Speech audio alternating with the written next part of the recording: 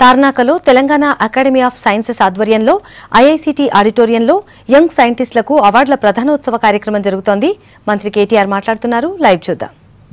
More than 70% of the med devices that are deployed in the corporate hospitals or even government hospitals in India today are imported or from abroad.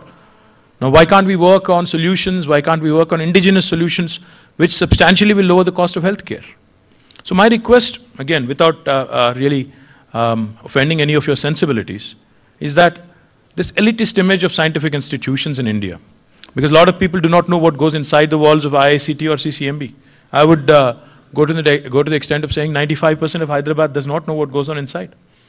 I know you throw open your doors every so often to the young children, to the children from schools, so that they can come experience, and I'm sure Telangana Academy of Sciences also is publishing journals in vernacular, so that dissemination of science is happening even at a primary school and upper primary school level. All of this is good work.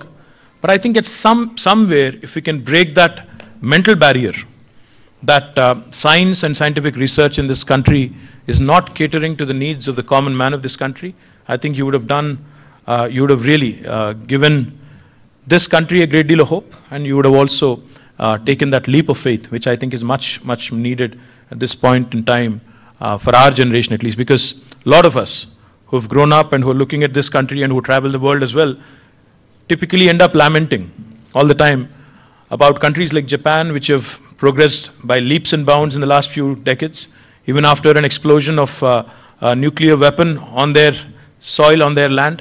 They have been able to catapult themselves into the top league, in spite of the natural handicap, in spite of not having natural resources, in spite of not having any natural resources. In fact, let me put it that way. Countries like South Korea have done exceptionally well and are one of the top economies in the world, in spite of their limitations with respect to size, in spite of their, countries in Europe have done well, in spite of their limitations with respect to language. China has done exceptionally well. So India, with all the ingredients of greatness, India with all of its amazing abilities to be able to break into the big league and to be able to actually drive this world, unfortunately has not been able to get its basics right. We as a government are taking pride, the state government of Telangana, that we are going to be providing a portable drinking water connection to each and every home in the next 4 months. But in fact, if you ask me, it's a shame that a government has to talk about it proudly 70 years after independence. It should have been done possibly a few decades ago. Entire country, not just Telangana. After 70 years of independence, here's a government which says, I'm going to give a portable drinking water connection to each and every home, and we talk about it like an achievement. Whereas it is actually a basic necessity. Where have we missed the plot? Where have we failed our country? I mean, collective leaderships over the last few decades. On the one hand, we hear Union Energy Minister talking about how our country is going to produce 175 gigabits of solar energy, renewable energy. On the other hand, we also hear him talking about how our country is a surplus power country. But at the same time, we have to remind ourselves there are thousands of villages out there which are languishing without electrification.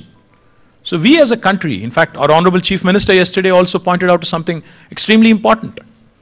70,000 TMCs of water is available in our country today.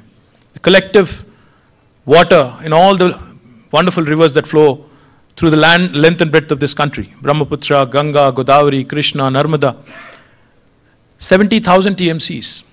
Now, if you look at the complete water needs of this country in terms of irrigation, in terms of drinking water, in terms of industrialization, it will not exceed more than 40,000 TMCs.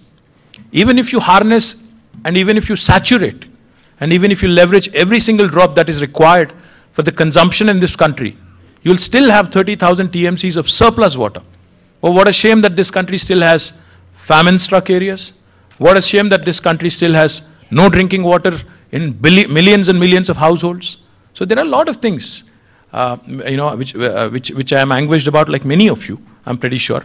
But my request to you, having said all this, is to basically ensure, at least Telangana Academy of Sciences, to take up a few challenges maybe. To take up a few, I'm not asking you to boil the ocean. I know what I've said possibly is information overload for many of you right now.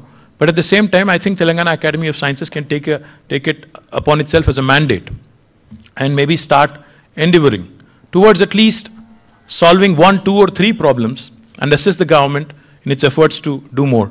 We've launched our own effort called RICH, the Research and Innovation Circle of Hyderabad, exactly to alleviate the problem I've mentioned, exactly to overcome this hurdle of the elitist tag that scientific institutions have. We wanted to ensure that the research that happens in these scientific institutions happens in collaboration with the industry needs, because industry is directly linked to the market and market demand.